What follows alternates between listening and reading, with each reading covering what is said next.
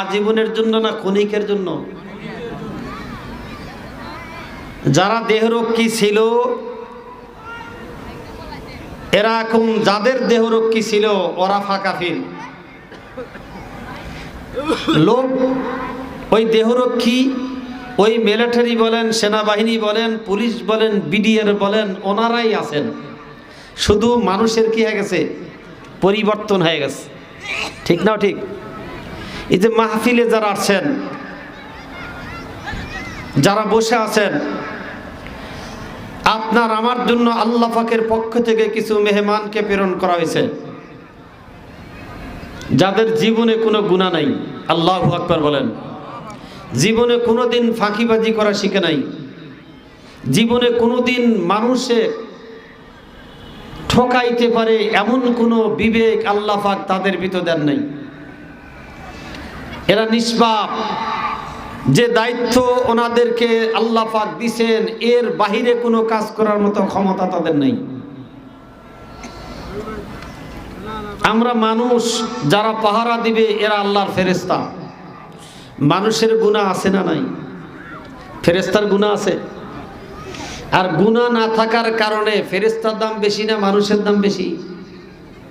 কি বলেন? ফেরেশতার দাম বেশি না মানুষের দাম বেশি? কার দাম বেশি? ফেরেশতার দাম বেশি না মানুষের দাম বেশি? হ্যাঁ, গুনাহ আছে বলেই আল্লাহ পাক মানুষের দাম বাড়ায় দিয়েছেন। ফেরেশতার গুনাহ নাই, দামও নাই। গুনাহ না থাকলে মালিকের কাছে রোনাজারি নাই। ঠিক বললাম না ভুল বললাম? আর গুনাহ আছে বিধায় মালিকের কাছে রোনাজারি আছে। আর আল্লাহর কাছে বান্দার চোখের পানির দাম সবচাইতে মহব্বত, সবচাইতে বেশি। বান্দা চোখের পানি ছেড়ে মালিককে ডাক দেওয়া মাত্র আল্লাহ তার রহমতের দরজা খুলে দেয়।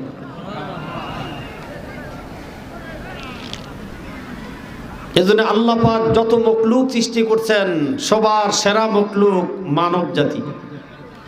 সবচাইতে সুন্দর জাতি মানব জাতি।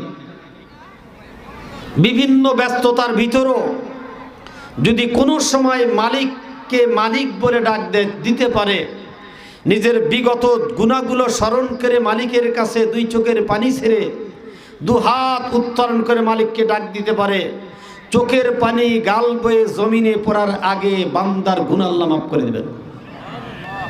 আজকের এই মাহফিলে এমনও তো কিছু আল্লাহওয়ালা থাকতে পারেন আল্লাহওয়ালাদের চেনা যায় না, যারা নিজের পরিচয় ওপেন করে দেয়, বলে আমি আল্লাহওয়ালা, ও আসলে আল্লাহওয়ালা না। যে বাস্তব আল্লাহওয়ালা এ সবসময় নিজেকে গোপনে রাখে। এরা মানুষের সামনে ওপেন হয় না। যদি কোনো সময় তাদের পরিচয় প্রকাশ পেয়ে যায়, এরা আর এই জগতে থাকতে এদের আর ভালো লাগে না। কারণ এ প্রেম, এ ভালোবাসা, এটা আলাদা একটা জগৎ। যেই প্রেম আর ভালোবাসা একমাত্র মালিকের সঙ্গে যখন হয়, তখন এটা দুনিয়ার কোনো মানুষকে ওই প্রেমের ভাগ দিতে রাজি না। যেমন দুনিয়ার কিছু প্রেম আছে, কিছু বৈধ কিছু অবৈধ, আছে না নাই? বাবার সঙ্গে সন্তানের প্রেম আছে না নাই? মার সঙ্গে সন্তানের প্রেম আছে না নাই? ভাইয়ের সঙ্গে ভাইয়ের ভালোবাসা আছে না নাই? আবার রংপুরের এক ছেলে, আপনার এলাকার এক মেয়ে, প্রেম আছে না নাই? দুই প্রেম কি একই সমান না দুই রকম? একটা বৈধ আর একটা অবৈধ। এই অবৈধ প্রেম করলেই দেখবেন প্রেমিক আর প্রেমিকের ভিতর যে সম্পর্ক হয়, এটা দুনিয়ার কাউকে জানাইতে দেয় না। ঠিক না? ঠিক। কেন? প্রেম এটা গোপনেই মজা আছে, প্রকাশ হলে আর মধ্যে কি নাই, মজা নাই। আর দুনিয়ার সাধারণ একটা প্রেম, অবৈধ প্রেম, দুঃসম্পর্ক, এই সম্পর্কের কারণে একদিন, দুই দিন, এক মাস, 6 মাস, 1 বছর, 2 বছর, এমন একটা সম্পর্ক হওয়ার কারণে 20 বছর, 40 বছর, 15 বছরের সম্পর্ক মা বাবা সবাক ভুলে যায়। কথা বলে ঠিক কিনা? মেয়ে বাবাকে ভুলে যায়, ছেলেও বাবাকে ভুলে যায়।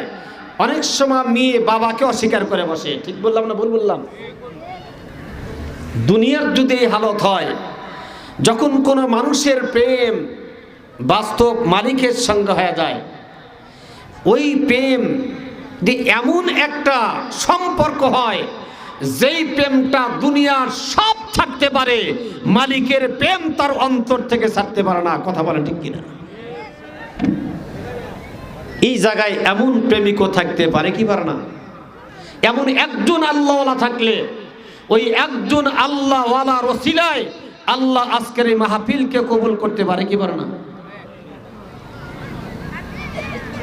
আল্লাহওয়ালা হওয়ার পরও মালিকের ভয় কম হয় না বেশি হয়? কি কর, কম হয় না বেশি হয়? রাসূলুল্লাহ সাল্লাল্লাহু আলাইহি ওয়াসাল্লাম খুব ক্লান্ত পরিশ্রান্ত অবস্থায় বাসায় ফিরছেন। খাদিজাতুল কুবরা রাদিয়াল্লাহু তাআলা আনহা, গোটা উম্মতের যিনি মা, কথা বলেন ঠিক কিনা? সাইয়েদনা মুহাম্মদ রাসূলুল্লাহ সাল্লাল্লাহু আলাইহি ওয়াসাল্লাম খাদিজাকে গিয়ে জিজ্ঞেস করলেন, খাদিজা খুব ক্ষুধা লাগছে, বাসায় কিছু আছে? যিনি দুই জাহানের বাদশাহ, সরদারে দো জাহা, ইমামুল আম্বিয়া, যিনি নবীদের নবী, যিনি চাইলেই মক্কার পাহাড়গুলো আল্লাহ পাক স্বর্ণে পরিণত করে দিতেন, সেই নবী কাকে জিজ্ঞেস করেন?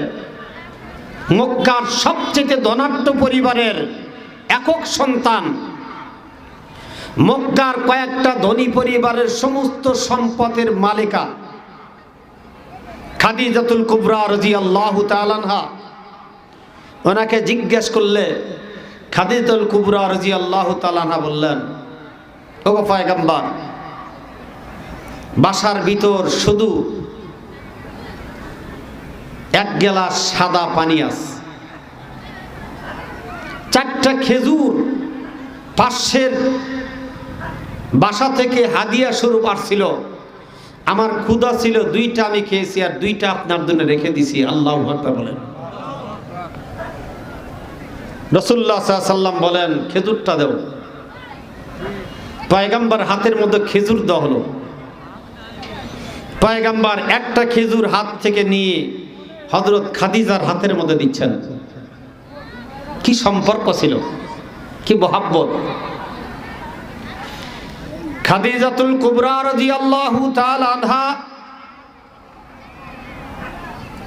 রহমতের নবী, দয়ার নবী মুহাম্মদ রাসূলুল্লাহকে ডাকদা বলেন, স্বামী আমার, 4টা খেজুরের ভিতর 2টা খেজুর আমি খেয়েছি, 2টা আপনার জন্য রাখছি, 2টা আপনি খেয়ে নেন। রাসূল বলেন, খাদিজারে, জীবনে কোনোদিন একা খাই নাই,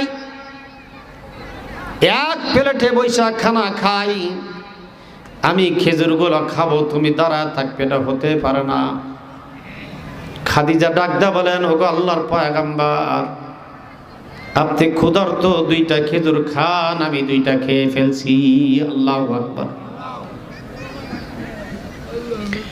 আল্লাহর পয়গম্বর সঙ্গে কথা হচ্ছে, পয়গম্বর খাদিজার দিকে তাকায় দেখে খাদিজার পরনের ভিতর যে কাপড় আছে, কাপড়ের ভিতর এত তালি, এত তালি, তালি ধরার কোনো জায়গা নাই। আল্লাহর পয়গম্বর খাদিজার দিকে তাকায় বলে, খাদিজা রে, তোমার কাপড়ের যে হালত, এতগুলো তালি তোমার কাপড়ের ভিতর, তুমি তো কোনোদিন আমারে বলো নাই একটা কাপড়ের প্রয়োজন। খাদিজা রে, বাড়ির অবস্থা কখনো তুমি আমারে বলো নাই। ওগো আল্লাহর পয়গম্বর, বাসায় বাজার নাই, বাজারের ব্যবস্থা করেন। খাদিজা রে, যেই দিনের জন্য, ইসলামের জন্য স্থাবর অস্থাবর যত সম্পদ ছিল, প্রায় 40 মুন স্বর্ণের পরিমাণ সম্পদ তোমাকে আল্লাহ পাক দান করছিলেন, সবগুলোই আল্লাহ রাস্তায় বিলি করে দিয়েছ রে খাদিজা। তুমি আমারে বললেই তো তোমার জন্য বাজারের ব্যবস্থা হতো, কাপড়ের ব্যবস্থা হতো। হযরত খাদিজা ডাক দেওয়ার লোক, আল্লাহর পয়গম্বর আপনি তো দেখছেন, আমি যদি বলতাম আপনি যদি দিতে না পারতেন আপনার কষ্ট হতো। পয়গম্বর দুনিয়া আমি কিছু চাই না, দুনিয়ায় আপনি দেখলে দিবেন, এটা আমার আত্মবিশ্বাস। ও আল্লাহর পয়গম্বর দুনিয়ায় যেহেতু চাই নাই, দুনিয়ায় চাওয়ার আমার আর কোনো প্রয়োজন নাই, তবে পয়গম্বর আজকে যেহেতু সুযোগ হয়েছে আমি আপনার কাছে কিছু আবদার করব। পয়গম্বর আপনি আমার আবদারগুলো পূরণ করবেন কিনা বলেন বলেন। আল্লাহর পয়গম্বর ডাকতে বলে, খাদিজা জীবনে কোনোদিন বাজারে যাওয়ার পূর্বে ভালো বাজারের কোনো লিস্টি তুমি দিলাও না, ভালো কাপড়ের কোনো লিস্টি তুমি আমার দিলাও না, ভালো খাবারের জন্য কোনো লিস্টি দিলাও না।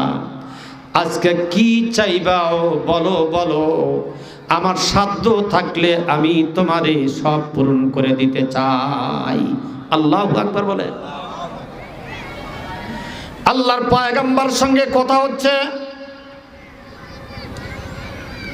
ফেরেশতা জিবরিল এসে ডাক দিল, আল্লাহর পয়গম্বর আপনার খাদিজার শৈলের ভিতর যে কাপড় তালিযুক্ত কাপড় দেখতেছেন, আপনি খাদিজাকে নিয়ে আলোচনা করতেছেন, আল্লাহর ফেরেশতারা এই মুহূর্তে আল্লাহর সামনে আপনার খাদিজাকে নিয়ে আলোচনা করছে। পয়গম্বর সুসংবাদ শুনেন, আল্লাহ পাক আপনার খাদিজাকে সালাম দিছে, পৌঁছায়া দেন। আল্লাহু আকবার।